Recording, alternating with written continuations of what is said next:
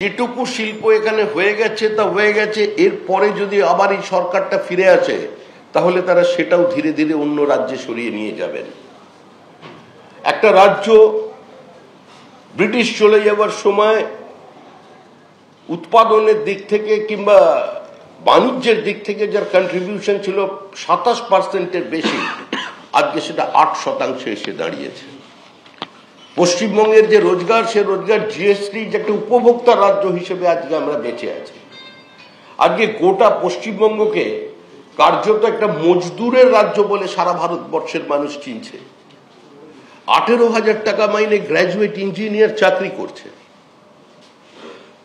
আপনি যদি অল্প লেখাপড়া জানেন তাহলে আপনি আইটি মজদুর, আর যদি লেখাপড়া কম জানেন তাহলে আপনি কোনো জায়গায় রাজমিস্ত্রি জোগাড়ে কিংবা গুড়গাঁও এবং নয়ডা, দিল্লির উপকণ্ঠের কোনো কোনো জায়গায় চা জল দেবার কাজ করছে বাঙালিরা। এই বাঙালির পরিচয় আজকে মুখ্যমন্ত্রী আজকে সকলের সামনে তুলে ধরেছেন। আজকে এই দুর্গাপুরের হাত ধরেই নতুন করে পশ্চিমবঙ্গের শিল্প সম্ভাবনা তৈরি হতে পারে। এখানে রেডি ইনফ্রাস্ট্রাকচার আছে, শিল্পপতিরা এখানে আসতে চান, কিন্তু শিল্প স্থাপন করবার ক্ষেত্রে দুটো সব বড় অন্তরায় হলো, এক ল অ্যান্ড অর্ডার সিচুয়েশন, আর সেকেন্ড হলো জুডিশিয়ারি।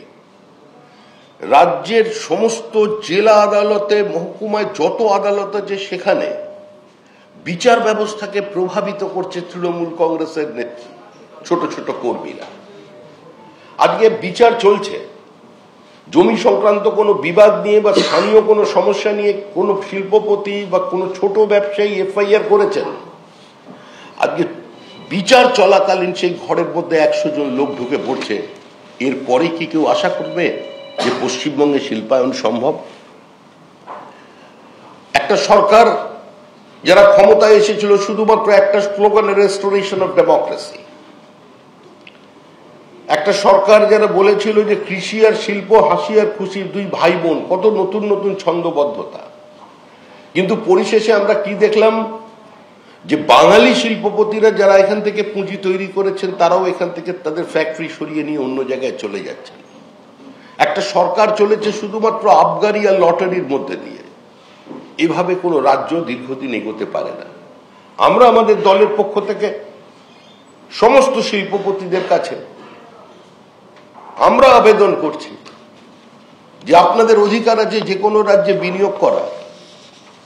আপনারা আপনাদের পছন্দ মতো রাজ্যে বিনিয়োগ করতে পারেন আপনার মুনাফার জন্য, আপনার উৎপাদনের সুবিধার জন্য, কিন্তু দয়া করে 1 বছর অপেক্ষা করুন। 1 বছর অপেক্ষা করুন। শিল্প বান্ধব পরিস্থিতি বিজেপি আপনাদের তৈরি করে দেবে প্রধানমন্ত্রী নরেন্দ্র মোদীর সহায়তায়। আমরা প্রধানমন্ত্রীকেও কাছেও আবেদন করেছি যে যেভাবে ভারত পশ্চিমবঙ্গের বিভিন্ন পার্শ্ববর্তী রাজ্য, আমরা যদি পূর্ব ভারতের দিকে তাকাই তাহলে যে ত্রিপুরা, যে আসাম, সেখানের উন্নয়নটার যে দৃশ্যমানতা, সেটা তো বাঙালিকে নতুন করে কোনো দিন বুঝিয়ে দিতে হবে না। এই সার্বিক ব্যর্থতা থেকে দৃষ্টি ঘোরানোর জন্যই তৃণমূল কংগ্রেস এখন বাঙালির আশ্রয়ে পৌঁছে গেছে। আমরা প্রথমে একজন ভারতীয়, তার পরে একজন বাঙালি, এই শিক্ষা তো দিয়েছেন বঙ্কিমচন্দ্র, এই শিক্ষা তো দিয়েছেন রবীন্দ্রনাথ ঠাকুর, যে রাজনৈতিক দলের জন্ম দিয়েছেন ডক্টর শ্যামাপ্রসাদ মুখার্জি, যে রাজনৈতিক দলকে লালন পালন করেছেন আচার্য দেবপ্রসাদ ঘোষ, যে বাংলার মাটিতে আমরা দাঁড়িয়ে আছি তার জন্য অবদান কাদের? শ্যামাপ্রসাদ মুখার্জি, এনসি চ্যাটার্জি, আশুতোষ লাহিড়ী, মেঘনাথ শাহ, রমেশচন্দ্র মজুমদার, যারা হিন্দু বাঙালিদের জন্য একটা সেপারেট হোমল্যান্ড তৈরি করেছেন। সেই পশ্চিমবঙ্গ আজকে একটা চরম একটা প্রশ্নচিহ্নের সামনে দাঁড়িয়ে পড়েছে। এই নির্বাচন হিন্দু বাঙালিদের অস্তিত্ব রক্ষার জন্য শেষ নির্বাচন। এই নির্বাচন প্রগতিশীল, মুক্ত মনের ভারতীয় মুসলমানদের জন্য শেষ নির্বাচন। এই র্যাডিক্যালাইজেশনের বিরুদ্ধে সারা পৃথিবী আজকে লড়াই করছে, পশ্চিমবঙ্গকে নিজেদের মতো করে লড়াই করতে হবে। আমরা জাতীয় সঙ্গীত গেয়ে চলেছি বিভিন্ন সময়, পাঞ্জাব ও সিন্ধু, গুজরাট ও মারাঠা, দ্রাবিড় ও উৎকাল বঙ্গ। সিন্ধুর গোটাটাই নেই, বাংলার অর্ধেকটা নেই, পাঞ্জাবের অর্ধেকটা নেই। কিন্তু যিনি এই অর্ধেকটা রেখে দিয়ে গেছেন সেই ডক্টর শ্যামাপ্রসাদ মুখার্জি। আজকে তার দল বিজেপির পক্ষ থেকে আমরা সমস্ত মানুষের কাছে আহ্বান জানাচ্ছি যে দল মত নির্বিশেষে আগে রাজ্যটাকে বাঁচান। পশ্চিমবঙ্গকে ইসলামিক রিপাবলিক আমরা হতে দেব না, পশ্চিমবঙ্গকে পশ্চিম বাংলাদেশ আমরা হতে দেব না। সংখ্যালঘু ভাই বোনেরা চিন্তা করুন, গত 3 বছরের মধ্যে আপনাদের পরিবারে কত, আপনাদের সম্প্রদায়ের কত মানুষ খুন হয়েছেন। হাওড়ার তপন দত্ত থেকে শুরু করে সর্বশেষ তৃণমূল কংগ্রেসের যিনি স্থানীয় নেতা মারা গেলেন, একজন সংখ্যালঘু বলেছেন যে খুনের জন্য বিজেপি দায়ী, বিজেপি এই হত্যাকাণ্ডকে সংগঠিত করেছে। একজন তৃণমূল কংগ্রেসের একটা পরিবারকে দেখাতে পারবেন যারা বলেছেন আমাদের পরিবারের কর্মী খুন হয়েছে বিজেপির দ্বারা? প্রত্যেকে বলছেন এই খুন রাজনৈতিক খুন, এই খুন করেছে তৃণমূল কংগ্রেস।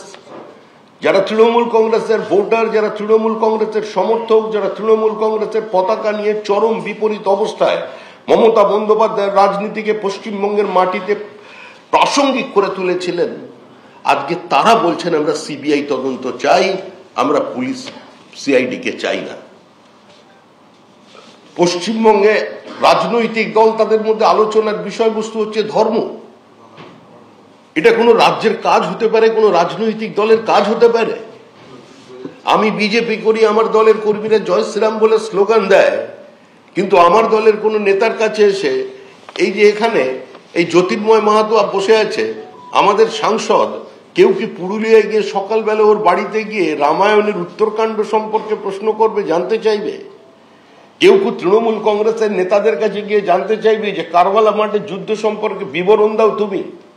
আমাদের কাজ কি? রাজনৈতিক কর্মীর কাজ কি?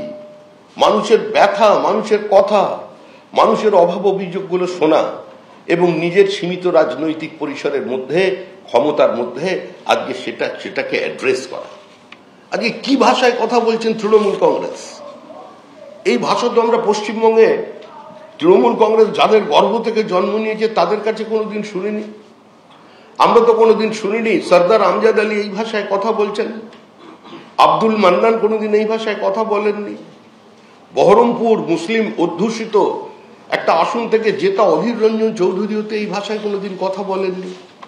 ভারতের প্রয়াত রাষ্ট্রপতি, প্রাক্তন রাষ্ট্রপতি জঙ্গিপুর সম্পূর্ণ সংখ্যালঘু অধ্যুষিত এলাকা থেকে নির্বাচনে প্রতিদ্বন্দ্বিতা করেছিলেন, তাকেও তো কোনোদিন দেখিনি মাথায় ফেজ টুপি পরে প্রকাশ্যে দাওয়াতে ইসলামের কথা বলে তিনি নির্বাচনে প্রতিদ্বন্দ্বিতা করছেন।